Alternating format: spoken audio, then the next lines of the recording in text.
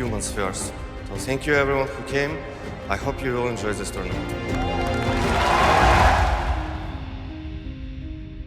Всем привет, друзья! На календаре 25 марта, и вы сами знаете, что произошло месяц назад. Месяц назад российские войска вторглись в Украину и изменили всю нашу жизнь. В этот момент я и вся наша команда находились на турнире в Катовице, вы это также прекрасно знаете. И последние видео на нашем YouTube-канале, они были совсем о другом. Они были о киберспорте, об игре, о том, как ребята готовятся. У нас есть видео, которые вообще не вышли, о том, как мы проводили прекрасное время в Катовице до того, как эти страшные события случились. Но затем наша жизнь, наверное, уже всего мира поменялась. Мы до сих пор находимся в Польше. Прямо сейчас мы находимся в Варшаве последний месяц. И вы видите на фоне название команды, которая нам помогла и до сих пор помогает и предоставила жилье. Организация Kingwin. И позвольте мне рассказать о том, как киберспортивная комьюнити поддерживает друг друга, о том, как Польша как государство поддерживает украинцев, поддерживает беженцев. И позвольте мне показать, как мы провели и где мы жили на протяжении этого страшного для Украины месяца.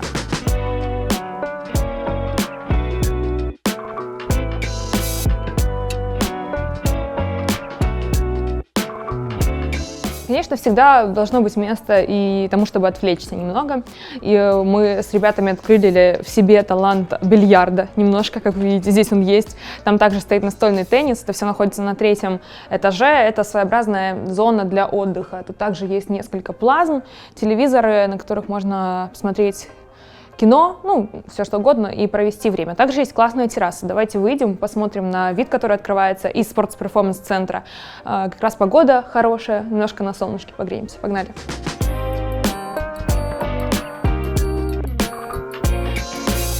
В общем, вид здесь не особо живописный, потому что, как я уже говорила, мы находимся на окраине города, здесь рядом офисные центры, но сама терраса сделана очень уютно, и тут уже сделали озеленение, поэтому можно классно провести время, особенно сейчас, когда уже немножко потеплело.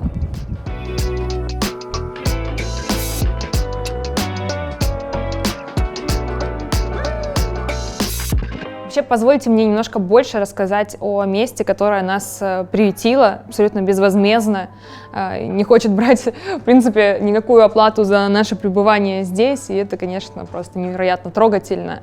Это называется Kingwin eSports Performance Center. На самом деле это здание действительно впечатляет. Это 2000 квадратных метров, сделанных для того, чтобы сразу несколько команд могли проводить здесь буткемпы. Плюс здесь функционирует сама организация Kingwin на 0-м этаже. Здесь есть 21 комната, где могут жить игроки. Тут есть как single room, так и double, то есть вы можете жить в одиночестве или со своим тиммейтом. Несколько огромных душевых общего пользования, но они невероятно комфортные, здесь постоянно поддерживается чистота. Здесь есть кухня, на которой мы прямо сейчас находимся. Я немножко подробнее покажу, как тут все устроено в плане бытовом. И также есть, конечно же, практис-румы, которые я также покажу немножечко позже. И они также выделили огромную практис-рум для наших ребят, чтобы они могли тренироваться полноценно. Да и не только они, но и мы все, в принципе, могли там поиграть во что-то и немножко отвлечься от всей ситуации.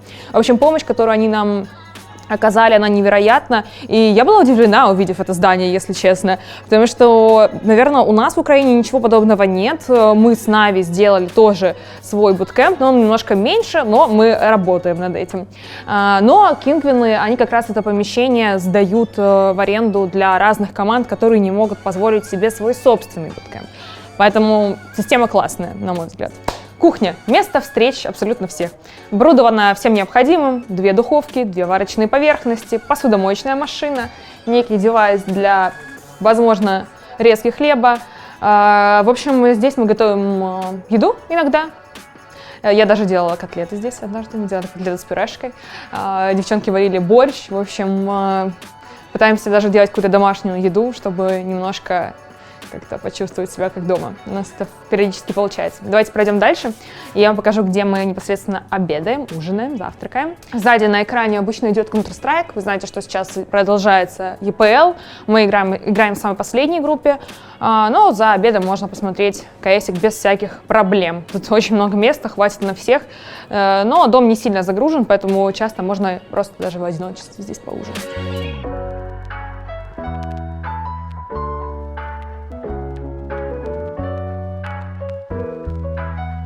Как я и говорила, кухня — это всегда место встреч. Здесь у нас много интересных людей живет в общаге, и среди них Кирилл Импульс. Привет. Всем привет, привет, Тоня. С нами также Один в кадре. Один тоже здоровается. Он здоровается с вами, поверьте. Ну что, давай поговорим. Разговоры беженцев. Как ты оказался в этом прекрасном месте? Угу. Ну, я, значит, был в Киеве. Что-то была у меня ночная игровая сессия, после которой обязательно крепкий сон, чтобы не сойти с ума. Я лег и через час уже встал, меня разбудили, сказали, что началась война, что летают везде вот эти вот чим-чимы, везде взрывы, надо просыпаться. Я проснулся, мы пошли в бомбоубежище, ну, в подвал, в общем-то говоря. Это лучше, чем все равно в высоком доме сидеть сверху, как мне кажется. Пошли в подвал. Просидели там, на следующий день что-то начали по чуть-чуть собирать вещи, посмотрели в окно, везде пробки огромные, поняли, что пока что, наверное, не выехать. И, собственно говоря, вот еще одну ночь провели в подвале, на следующий день вызвали себе такси, и получилось уехать на автобусе, который опоздал на час, а потом еще следующий автобус уже со Львова опоздал на 12 часов. Угу. Ну вот, получилось выехать. Вы выехали на Западную Украину, да, получается, да, на автобусе? изначально во Львов, и потом поспали там уже в кровати, наконец-то, они в автобусе. Сколько мы там, 1,5, наверное, 2 дня ехали с одного только Киева во Львов. В автобусе пробки были огромные. Угу. Поспали в кровати с кайфом. Вот такое наслаждение, счастье в мелочах, как оказалось. Это правда. И потом снова заказали автобус и поехали уже. А как оказалось, что ты попал в Польшу? И как оказалось, что ты оказался в этом месте с Kingwin? У тебя были какие-то с ними связи? Или как в общем... Ну, в общем-то, я в Твиттере просто попросил о помощи, что, может быть, кто-то знает, кто сдает хорошие квартиры, кто-то, может быть, сам сдает. И вышло так, что мне написал Павел. Угу. Это директор всего этого, в общем-то, места. Да, он написал мне, у меня Один лежит. Написал мне, говорит, можешь приезжать к нам, но мы дадим тебе компьютер. И я такой, ну ничего себе, спасибо большое, конечно, приеду, очень мне приятно. И вот тут меня любят, тут уважают меня, мне тут нравится. Но лучше дома, конечно. Угу. Но выпустили тебя, потому что у тебя гражданство не украинское. Да. Это да. важно. Я не попадал под мобилизацию, потому что я белорус. Да. Вот, так получилось, что в Беларуси жить трудновато. И хотелось свободы, приехал в Украину, в Украине началась война. Вот что-то преследует меня. Украину захотели освободить, Да. В кавычках. Тут нам всем очень комфортно, я уже тут провожу небольшой, знаешь, обзор. Чем вы тут обычно занимаетесь? Вообще удалось ли погулять по Варшаве? Я небольшой любитель гуляний таких. Я пока был в Кракове и жил в отелях, какое-то время жил в Кракове, вот в самом начале. Там занимался, карточку делал. Так давай я тебе Одина, может быть, передам, он тут суетиться начинает. Чего? Не хочу, чтобы он волновался. Вот, какое-то время жил в Кракове, там погулял по старому городу. Я вот, как меня Краков так принял, я же не просто так там MVP взял на мажоре. Там было прикольно. Тут уже как-то не особо хочется. Тут есть компьютер, надо тренироваться. У нас Про-лига уже 2 дня идет, сегодня 3-й. И вот как-то получилось так, что я сплю, тренируюсь, иногда хожу кушать. Тут кушать есть рядом столовая прикольная, есть чуть дальше. Кушаю там корейское барбекю, мне нравится очень. Угу. Вот, в принципе, на этом мои гуляния и заканчиваются. Как найти силы вообще тренироваться, играть? На каком уровне вообще сейчас твое психологическое состояние? И как ты отвлекаешься, может быть, от всего, что Мне всегда было как-то трудно анализировать свое психологическое состояние. Мне кажется, что мне с лет 10 не везет. И я уже примерно на все смотрю с холодной головой. Все плохо, но двигаться дальше нужно. Да. Как говорится, перед рассветом самые темные времена, мне кажется. А куда же двигаться дальше? Есть уже какой-то у тебя план? Тут пока остаетесь? Пока доигрываю турнир, остаюсь тут. Мгм. Начинаю много думать о будущем, что дальше делать. Потому что факторы могут поменяться. Если мы сейчас в пролиге возьмем топ-10, то мы должны готовиться к лану. То есть надо сделать визу. У меня визы нету туристической. Да, с документами совсем много мороки. Да. А если так, то, не знаю, может, чтобы тут долго уже не оставаться, чтобы не пользоваться так этой прям добротой чрезмерно, может быть, буду квартиру снимать. Правда, тут, как я понимаю, уже трудно. В Польше очень много кто с Украины сбежал тоже. Да, у вас самое большое количество беженцев именно приехало в Польшу, потому что ближе всего, поэтому будет тяжело, конечно, здесь найти квартиру. Но, может, повезет хоть в этом. Ну да. А так, может, дальше поеду, я не знаю. У меня просто не так много стран открыли доступ к белорусам, которые бежали с Украины. Там нету, к примеру, Испании и Португалии, которые, знаете, может быть, так хотелось бы. Хотелось бы. Спасибо тебе большое, Кирилл, что поделился с нами своими буднями. Спасибо. Да, Спасибо, мы все в одном комьюнити живем, поддерживаем друг друга.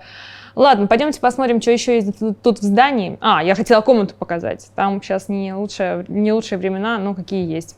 Погнали. Так, а вот и наш кормилец. Когда тебе становится очень сильно голодно и холодно ночами, ты можешь прийти сюда за небольшими снеками. Батончики шоколадные, всякие орешки. И тут, кстати, есть монстры даже в разных вкусах. Поэтому полезная вещица, естественно, платная, это справедливо. Но рядышком есть место, в которое, кстати, даже я частенько захаживаю. Это спортивный зал, джим, иными словами. Давайте зайдем, посмотрим, что там. Небольшая дыра в полу, которую пробили мячом. Сейчас, извините. Нужно успокоить небольшого бандита, главного спортсмена. Здесь есть все необходимое, на самом деле. Он кажется маленьким, но тут есть чем заняться. Всего 2 тренажера, но, не знаю, я, допустим, не сильно занимаюсь на тренажерах, поэтому мне классно. Кажется, это называется эллипсоид, но я не уверена. Если что, не осуждайте меня. Карематы разного рода, мячи, гантели. В общем, тут есть чем позаниматься, немножко размяться. Опять же, в такое тяжелое время, когда твоя моралька находится не на самом высшем уровне, физнагрузки помогают снять стресс, поэтому всем рекомендую.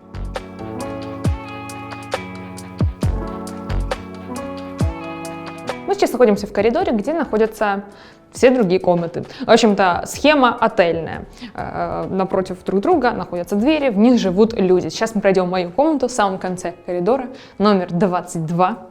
Там не очень убрано, я буду с вами честна. Но я тут живу месяц в очень тесном пространстве, а вещей у меня много.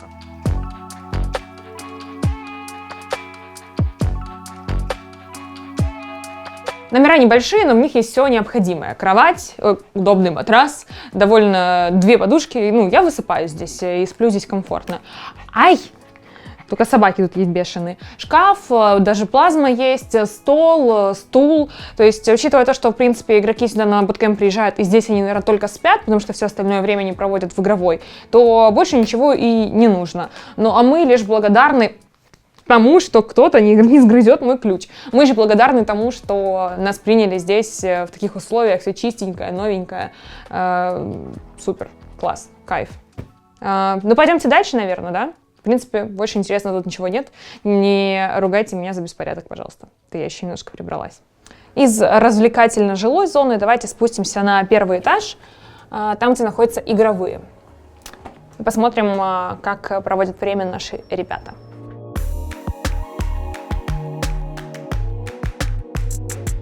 На 1-м этаже находятся игровые комнаты для команд. Тут одновременно могут проводить буткэмпы несколько коллективов. Как я говорила, здесь 8 тренировочных комнат. Поэтому давайте пройдем в нашу, по-моему, она самая большая. Вот тут проходит буткэмп какой-то команды по Лолу. Я не очень разбираюсь, извините. А вот здесь даже нам сделали нашу табличку. Приятно. Ладно, давайте зайдем вовнутрь. Наверное, нам придется вести себя тихо, потому что там стримит Саша, насколько я знаю. А еще тут сидит Саня Науфир. Он попросил его не снимать, потому что у него грязная голова, но мы все равно его нашли. В этой зоне 8 компов, каждый из них оснащен всем, чем нужно, даже есть свет возле каждого из них, если кто-то хочет постримить, как, например, Саша сейчас. Также есть плазма, наверное, для того, чтобы выводить стрим на главный экран. Много места, в общем-то. Тут у нас и дотеры присутствуют, как вы можете заметить, не только квестеры. Происходит. Всем привет. Это Саня, профессиональный Dota 2 коуч. Если вам нужен профессиональный Dota 2 коуч, пишите в комментариях, мы вас свяжем с Саней.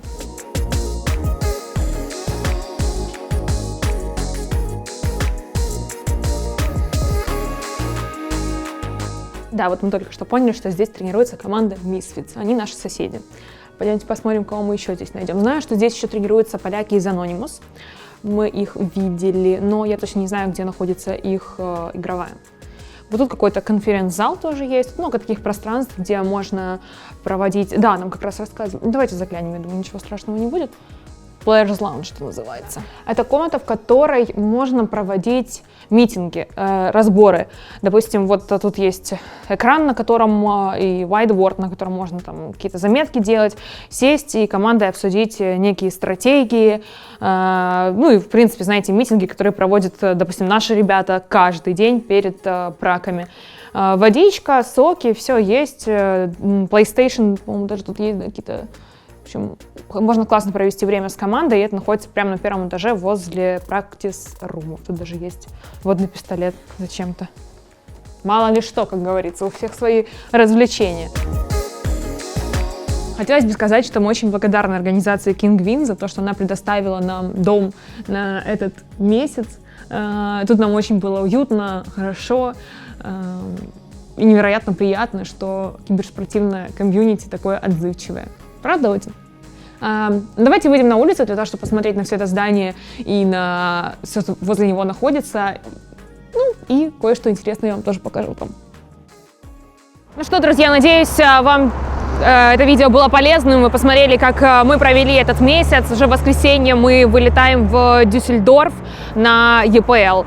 За моей спиной вы видите плакат в поддержку Украины. В принципе, в таких плакатах сейчас вся Варшава, вся Польша и весь мир нас поддерживает. Поэтому, если вы хотите как-то помочь Украине пережить этот ужас, который сейчас происходит, можете перейти по ссылочкам под этим видео.